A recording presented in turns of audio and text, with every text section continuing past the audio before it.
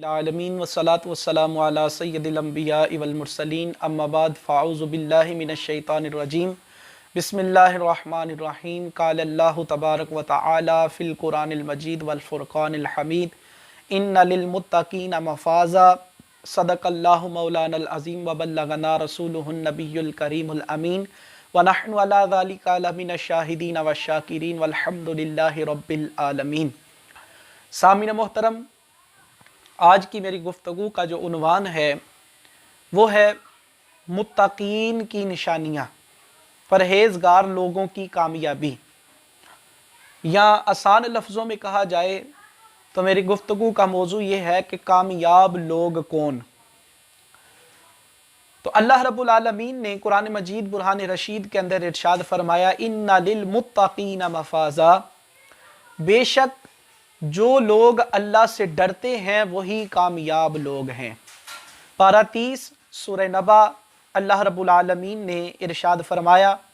ان للمتقین مفازا، کہ بے شک وہ لوگ جو اللہ سے ڈرتے ہیں وہی کامیاب لوگ ہیں۔ اب متقی کی تعریف کیا ہے؟ متقی کہتے کسے ہیں؟ متقی ہر وہ شخص ہے کہ جو اللہ تبارک و تعالیٰ کی حلال کردہ چیزوں کو حلال سمجھے اور حرام کردہ چیزوں کو حرام سمجھے، اللہ اور اس کے رسول کی اطاعت اور فرما برداری کے اندر اپنی زندگی کو بسر کرے، جن چیزوں کے کرنے کا حکم اللہ اور اس کے رسول نے ارشاد فرمایا ان کو کرتے جائیں، اور جن چیزوں کے منع کرنے سے اللہ اور اس کے رسول نے حکم فرمایا ان سے منع ہو جائیں۔ اس شخص کو متقی اور پرہیزگار شخص کہا جاتا ہے۔ اب میرے کریم آقا صلی اللہ علیہ وسلم نے متقی شخص کی 3 نشانیاں حدیث مبارکہ کے اندر بیان فرمائی۔ حضور اکرم صلی اللہ علیہ وسلم نے ارشاد فرمایا حرمت النار علی ثلاثۃ اعین، 3 آنکھیں ایسی ہیں کہ جن پر اللہ رب العالمین نے جہنم کو حرام قرار دیا ہے، جہنم کو حرام قرار دیا۔ سامعین محترم، وہ 3 آنکھیں کون سی ہیں کہ جن کے اوپر اللہ نے جہنم کی آگ کو حرام کر دیا، کہ وہ جہنم میں کبھی جا ہی نہیں سکتی، کہ جہنم کی آگ انہیں جلا ہی نہیں سکتی۔ اور میری اور آپ کی کہیں بات جھوٹ ہو سکتی ہے، لیکن میرے آقا صلی اللہ علیہ وسلم کا فرمان عالی شان حق ہے، سچ ہے، اور قیامت تک کے لیے اس کی حقانیت اور سچائی ہمارے دلوں میں روح روشن کی طرح واضح ہے۔ حضور اکرم صلی اللہ علیہ وسلم نے ارشاد فرمایا عین بقت من خشیت اللہ، وہ آنکھ کہ جو اللہ کے خوف کی وجہ سے روئے،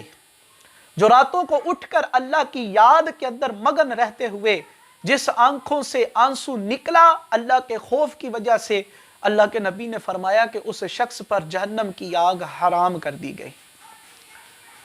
اور امام مالک رحمت اللہ تعالی علیہ فرماتے ہیں کہ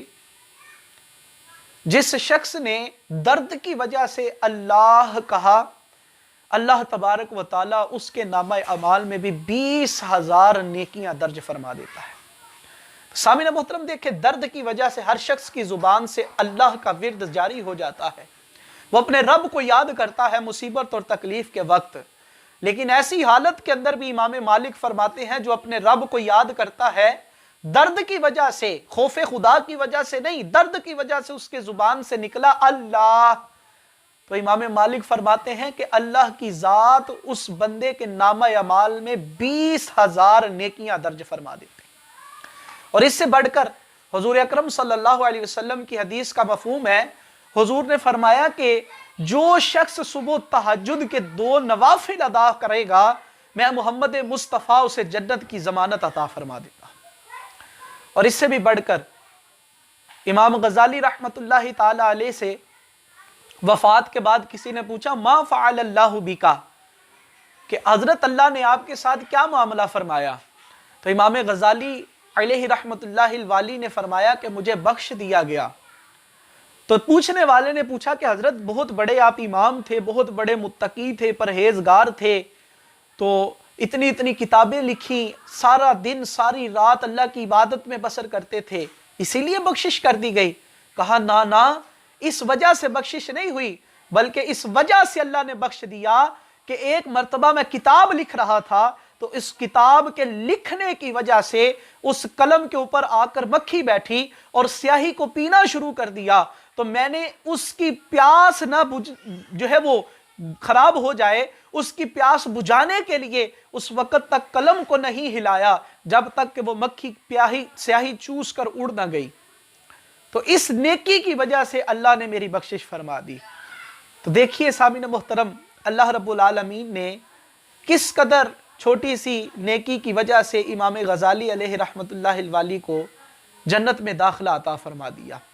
دوسری آنکھ وہ ہے کہ جس کے بارے میں حضور نے فرمایا عین ساہرت فی سبیل اللہ،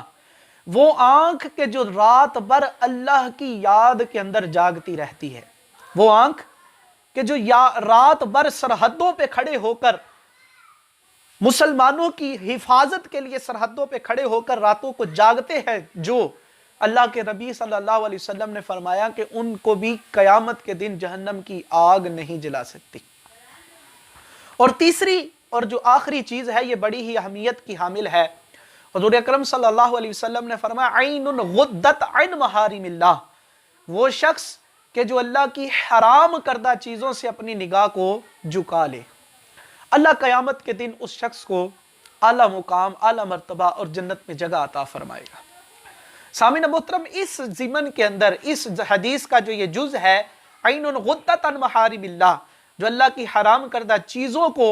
جو ہے وہ اس سے اپنی نگاہ کو بچا لے، اللہ اسے جنت میں جگہ عطا فرمائے گا۔ اس کے متعلق گفتگو یہ ہے،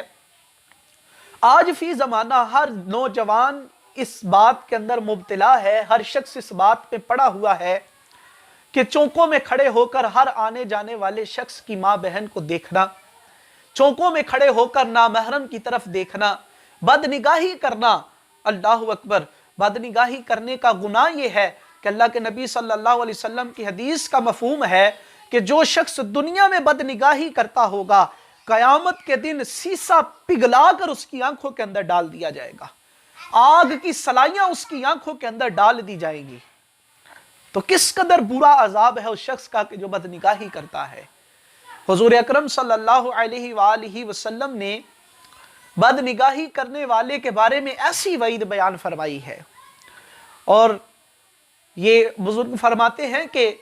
نامحرم کی آواز سننا حرام ہے، نامحرم کو دیکھنا حرام ہے، نامحرم کے ساتھ چلنا حرام ہے۔ حضور اکرم صلی اللہ علیہ وسلم کی حدیث مبارکہ ہے، مفہوم حدیث کا فرماتے ہیں کہ کسی بزرگوں کا بلکہ قول ہے، آپ فرماتے ہیں کہ میں اس بات کو زیادہ پسند کرتا ہوں کہ گوبر کے اندر لتھڑا ہوا، کیچڑ کے اندر لتھڑا ہوا خنزیر میرے کندھے کے ساتھ ٹچ کر جائے، میں اس بات کو اس سے زیادہ پسند کرتا ہوں کہ میرے ساتھ کسی نامحرم عورت کا کندھا لگ جائے۔ اندازہ کیجئے کہ نامحرم عورت کا کندھا فرماتے ہیں میرے کندھے کے ساتھ لگ جائے، اس سے زیادہ پسندیدہ مجھے بات یہ ہے کہ کیچڑ کے ساتھ لتھڑا ہوا خنزیر اگر مجھے ٹچ کر جائے تو یہ زیادہ پسندیدہ ہے۔ اور سامعین محترم، حضور اکرم صلی اللہ علیہ وسلم نے فرمایا النظر اساس الذنوب، نظر انسان کی جو ہے یہ گناہوں کی جڑ ہوتی ہے۔ پہلے سب سے انسان کی نظر بہکتی ہے، پھر دل بہکتا ہے، اور پھر انسان ایسا گناہ کر بیٹھتا ہے کہ جس گناہ کی معافی کوئی نہیں، تلافی کوئی نہیں ہے۔ انسان معاشرے کے اندر اپنے آپ کو منہ دکھانے کے قابل نہیں